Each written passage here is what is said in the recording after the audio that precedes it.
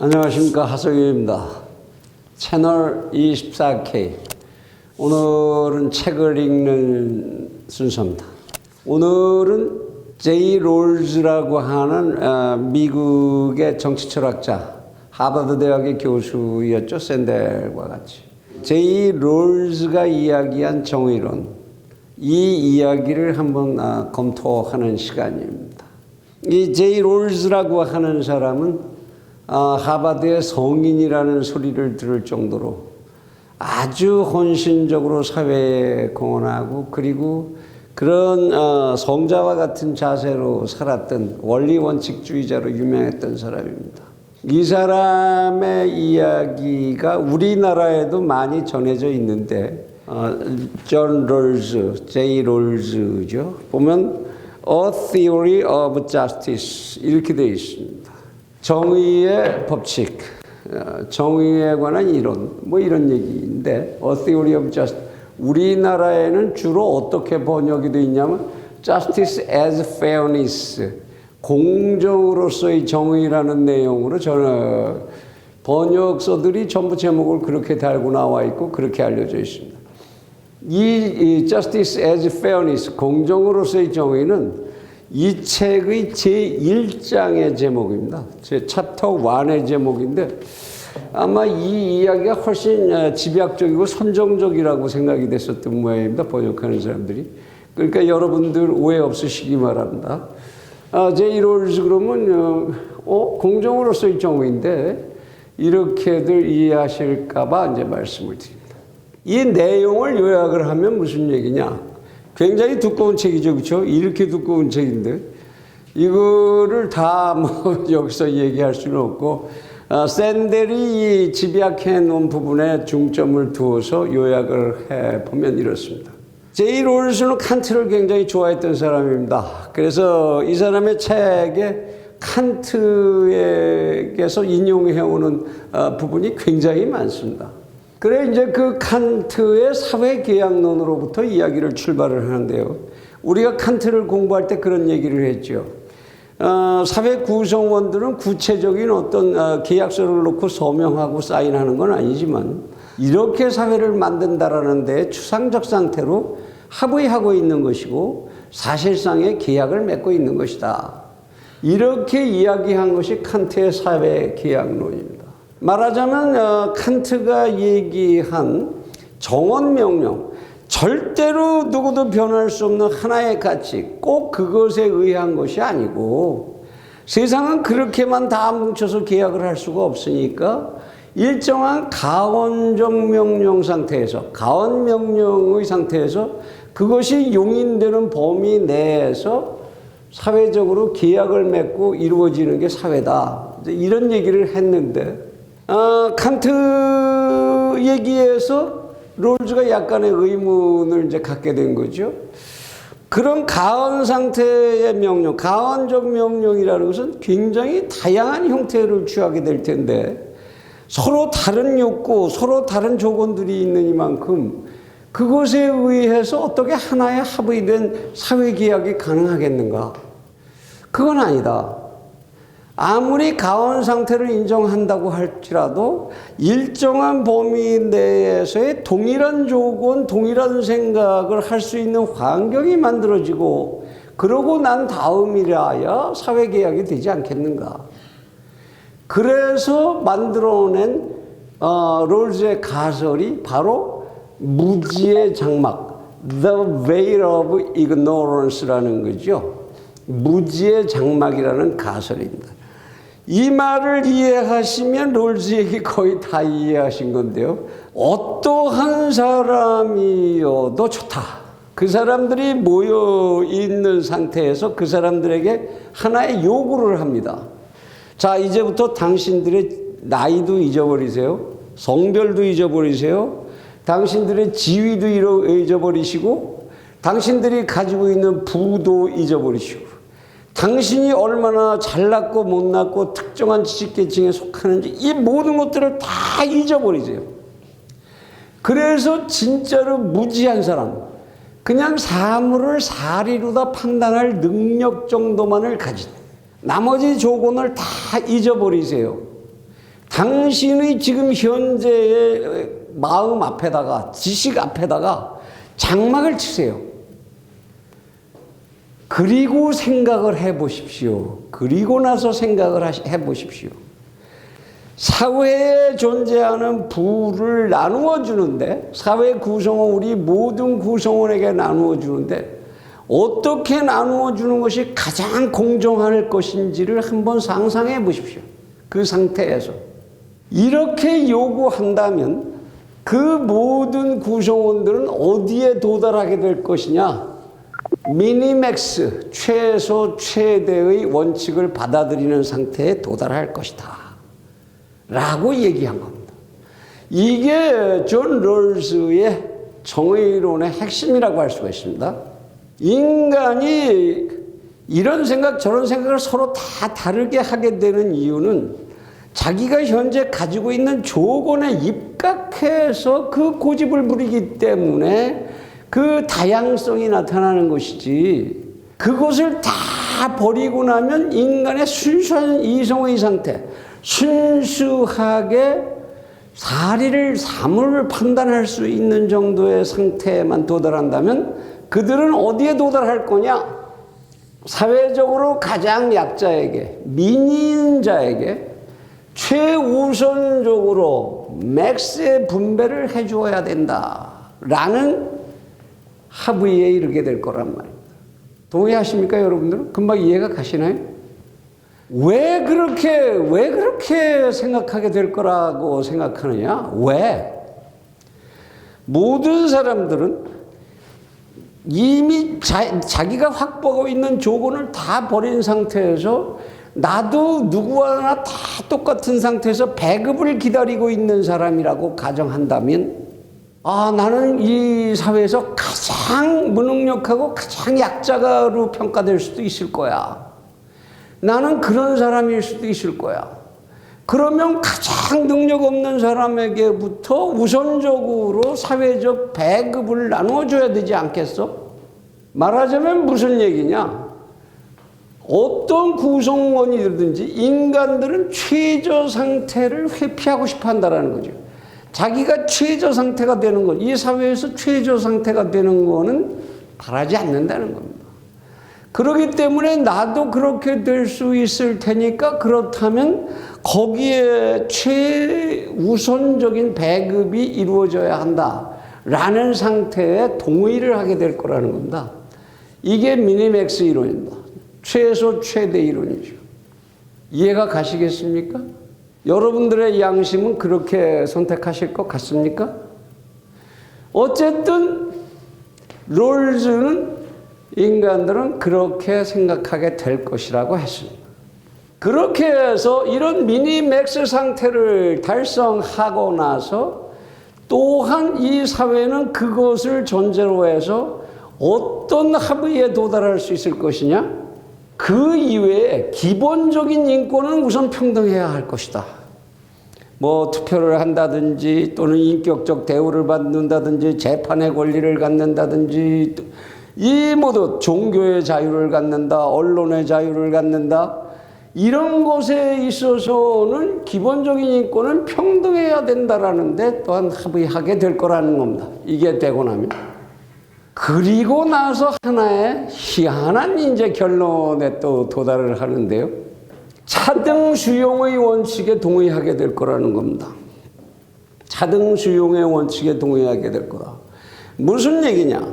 내가 최하위자가 됐을 때 최우선적으로 나에게 사회적 급부가 배급된다라는 것만 보장된다면, 그러한 사회적인 부를 만들 수 있고 만들어내는 사람들이 있다면 그들에게는 어느 정도의 차등이 주어지는 것, 차등적 대우가 주어지는 것, 그거 용인할 수 있다. 이렇게 될 거라는 겁니다. 동의하십니까, 여러분들? 나에게 배급을 주는 사람, 그래서 열심히 밤에 나가서도 일하고 낮에 나가서도 일해서 사회적 부를 만든 사람, 그 사람이 만들어낸 생산물이 나에게 1차적으로 배급만 될 수 있다면 그 사람들을 나보다는 조금 더 우대해서 좀 더 많은 배급을 주는 거에 동의하겠다. 그렇게 될 거라는 겁니다. 이게 모두 무지의 장막이 가정이 돼야만 무지의 장막 뒤에서 모든 인간이 동의하게 되는 원칙이다라고 제이 롤즈는 봤다 그런 얘기입니다. 여러분들도 그러십니까? 아마 진짜로 다 걷어놓고 생각한다면 글쎄 그 말 된다. 제이 롤즈 그런 상상 말이 되네. 나에게 아무 조건도 없고 내가 지금 뭐 어느 고위직에 있지만 나 그것도 아니고 내가 무슨 나이가 이렇고 내가 이만한 지식이 있고 그렇지만 그것도 다 아니라면 그러면 여기에 기본적으로 동의해야 되네. 그러니까 제이 롤즈가 한 얘기는 결국 뭡니까? 인간 사회가 최우선적으로 확보해야 되는 평등된 조건이 뭐냐?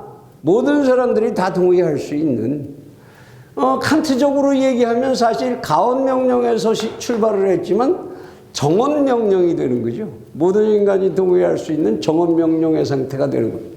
제이 롤즈가 생각해낸 정의론의 요약입니다. 여기 대해서 자유주의자들이 반론을 제기합니다. 무슨 얘기냐? 열심히 일한 사람, 그리고 재주가 있어서 돈을 많이 번 사람, 생산을 많이 한 사람, 그들에게는 그만한 부를 우선적으로 가져갈 자격이 있는 거 아니냐. 그만한 노력을 했으면 그만한 부를 가져갈 자격이 있지. 어째서 최하위의 무능력자에게 제일 먼저 배분을 해줘야 되냐? 그들의 자격을 무시하면 안 되지 않느냐? 그럴 권리가 있다. 그들은 돈을 가져갈. 이런 이제 자유주의자들의 반론이 주어집니다. 여기에 대해서 제이 롤즈는 단호하게 얘기합니다. 우리 사회에 존재하는 어떠한 사람도 그러한 자기가 가진 재능, 능력, 이거를 자기 혼자의 것으로 가지고 있을 수도 없고 그 자기 혼자서 그 조건을 만들었다고 볼 수 없다 그런 얘기입니다. 자기가 말하자면 의사가 돼서 환자들을 많이 치료하고 고쳐주고 그래서 고액의 돈을 받는다. 그 사람이 그 의사가 되기 위해서 사회가 존재했어야 하는 것 아니냐. 그에게 의사의 지식을 전해준 것도 사회고 그가 의사의 지능을 가질 수 있는, 의사가 될 수 있는 지능을 가질 수 있는 것도 인류의 역사적 연결 속에서 가능했었던 것이고 그 사람이 의사라는 개업을 할 수 있는 환경을 만들어준 것도 사회고 거기에 정말로 돈을 벌어줄 수 있는 환자가 공급되는 것도 사회가 없이 가능한 얘기냐. 그 사람이 버는 돈은 그 사람 혼자서 만들어낸 게 절대로 아니다라는 겁니다. 마이클 조던 같은 친구가 있다. 농구의 천재야. 그러면 그 사람은 그 천재적인 능력을 가지고서 자기가 더 많은 돈을 가질 자격이 있는 거 아니냐. 그 사람 덕분에 많은 사람들이 즐거워졌으니까 그만한 대가를 그 사람이 갖는 거 당연하지. 왜 그 사람의 거를 뺏어서 딴 데다 먼저 줘야 되냐? 그렇지 않다라는 겁니다.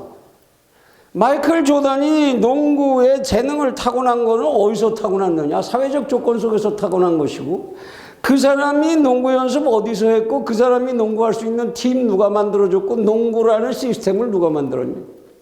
사회가 만든 거다.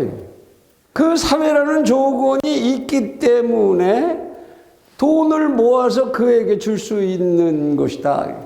시스템, 사회적 시스템이라는 게 없이 가능하겠느냐는 겁니다. 그 사람이 물론 재능이 있어서 그런 거 좋다.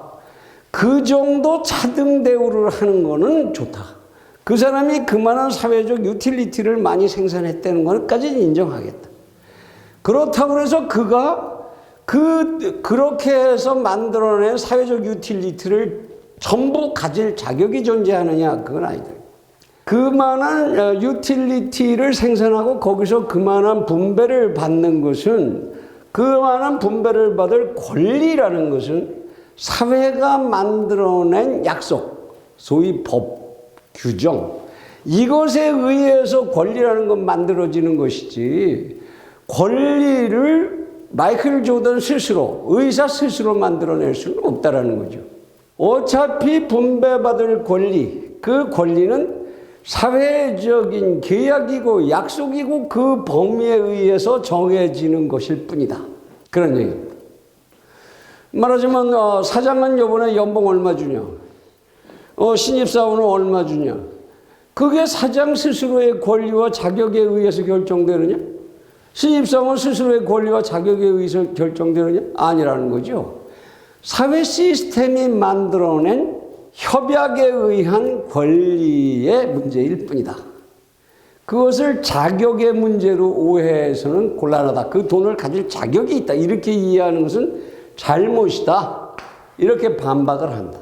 여러분 생각은 어떠신지 모르겠네요. 그러면 롤즈는 평등주의자냐? 롤즈는 나는 평등주의자다라고 얘기하지 않습니다. 무슨 얘기냐? 야, 모두가 다 평등해서 전부 다 민의가 되면 그러면 누가 사회적 부를 유틸리티를 만들어서 민의에게 제공을 해주냐 이런 얘기입니다. 결국 의사가 있어야 되고 마이클 조던이 있어야 되는 거 아니냐. 그들이 있기 때문에 민의에게 나눠줄 수 있다면 그러면 그들에게 대해서 일정한 정도의 차등 원칙을 수용하는 것이 현실적이지 않겠느냐라는 거예요. 그래, 의사 그렇게 사회적으로 만들어진 시스템 속에서 그랬지만 그가 그만큼 선택을 하고 수용하고 노력한 대가 정도는 인정을 해주자. 그래서 그들에게 조금 더 많은 배급이 돌아가는 거를 그거는 인정을 해야 되지 않겠느냐. 차등 수용이 현실적이라는 거죠. 그래야지 그런 사회적 유틸리티의 생산이 계속될 거 아니겠느냐. 심지어 이제 롤즈는 그래서 이런 얘기도 합니다. 달리기를 잘하는 이런 선수가 있다. 그 선수가 달리기 잘하는 게 너무 꼬라지가 보기 싫어서 그래서 평등해야 되니까 그럼 그 선수에게는 납으로 된 신발을 신고 달리라고 해야 되겠느냐는 겁니다. 그건 아니지 않느냐. 빨리 달리는 선수를 보면서 나머지 사람들이 나도 기록을 깨고 싶은 동기의 부여도 받을 수 있고 그만한 쾌감, 그것을 바라보는 즐거운 쾌락이라고 하는 사회적 유틸리티가 생산되는 건 생산되게 해야 된다라는 얘기죠. 여기에 샌델이 인용을 해놓은 재미난 그 얘기 하나가 있습니다. 평등주의의 악몽이라고 하는 이제 미국의 한 소설의 공상과학 소설의 예를 들었습니다. 2081년도에 모든 사람은 다 평등해졌다는 겁니다. 달리기를 누구나 11초에 다 뛰고 머리의 지적 정도는 전부 IQ 120으로 통일되고 누구도 더워서 더 잘나서는 안 되고 이래서는 뭣도 더 부려서는 안 되고 다 똑같은 평등주의가 이제 만연한 사회가 됐습니다. 원칙적인 사회가 되죠. 그래서 어떤 제도가 생겨나느냐. 그중에 거기서 튀게 생겨나는 인간이 있으면 어떤 일들을 했냐 하면요. 이런 철두철미한 평등은 미국 평등관리국 요원들이 이루어낸 성과다. 평균 이상의 지식을 가진 시민들은 귀에다 정신장애 수신기를 꽂고 다녀야 한다. 그만큼 이제 지적 능력을 감소시키느라고 정부는 약 20초마다 날카로운 잡음을 쏘아보내서 이들이 두뇌를 이용해 불공정한 우위를 점하지 못하게 해야 한다. 그런데 14살의 해리슨 버거튼이라는 이제 대단히 똑똑하고 이제 잘생긴 친구가 이제 나타났어요. 그래서 이 얘기에 어떤 의미가 주어졌느냐. 항상 누구보다도 무거운 장비를 쓰고 다녀야 돼요. 단순히 작은 수신기를 귀에 꽂고 다니는 정도가 아니고 커다란 아이폰과 굴곡이 심한 두꺼운 안경을 쓰고 다녀야 되는 거예요. 딴 사람하고 평균을 이루어야 하니까. 절대로 더 잘나면 안 되니까. 해리슨은 잘생긴 얼굴을 가리기 위해서 코에다 빨간 고무공을 끼고 눈썹은 밀고 하얀 이에는 검은 덮개를 씌우고 군데군데 뻐드렁니도 박았다. 잘나면 안 되니까. 평등해야 하니까. 그리고 육체적 힘을 줄이기 위해서 몸에 무거운 고철을 두르고 걸어 다녀야 했고요. 해리슨은 평생 150kg에 가까운 무게를 짊어지고 다녀야 했습니다. 그래야 다른 사람들하고 이게 평등하게 맞으니까. 인간들이 주장하는 평등주의의 극단적인 상태를 비꼬기 위해서 만들어진 이제 소설입니다만은 이건 평등이 아니라 평준화죠. 인간은 그렇게 평준화시켜야 하는 동물도 아니고 평준화될 이유도 없다. 제이 롤스의 말에 의하면 차등 수용을 해주면 된다. 그것이 현명한 현실적인 선택이다 라는 얘기입니다. 그래서 제이 롤스의 두 가지의 원칙, 미니맥스 원칙에서 파생된 기본적인 평등의 원칙과 차등 수용의 원칙이라는 논리가 이제 정의의 이야기로 이렇게 하는 것이 정의롭다라는 이야기로 이제 정리가 됩니다. 그런데 이런 롤스의 이론에도 한계가 있습니다. 과연 그러면 여러분들 듣고 보시니까 야, 그 롤즈 얘기 상당히 합리적이네. 그 사람식으로 그냥 하면 되겠네. 세상 그 정도만 되면 괜찮겠다. 이렇게 생각하실 수도 있습니다. 그런데 한 4가지 정도는 좀 생각을 해 보셔야 된다. 우선 누가 미니이고 얼마만큼을 배급하는 것이 맥스냐. 미니와 맥스의 한계를 우리는 결정할 수 있느냐는 겁니다. 어떻게 찾아낼 수 있고 어떻게 그걸 결정할 수 있느냐는 거죠. 그 단계로 들어가면 우리는 아마 또 아무것도 못할 것입니다. 얘기 하나만 하였네? 이렇게 될 수도 있지요. 또 하나, 여기서 차등을 수용한다고 그랬는데 차등을 얼마만큼 하면 그럼 수용이 되는 거냐?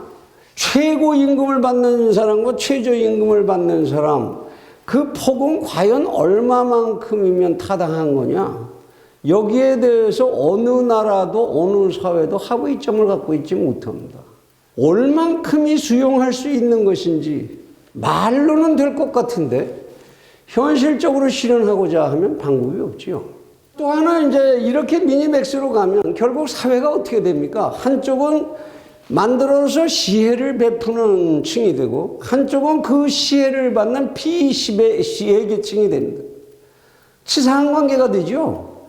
한쪽을 얻어먹고 한쪽은 나눠주는 이런 꼴이 된다면 그 사회는 결코 바람직한 사회가 아니다라는 겁니다.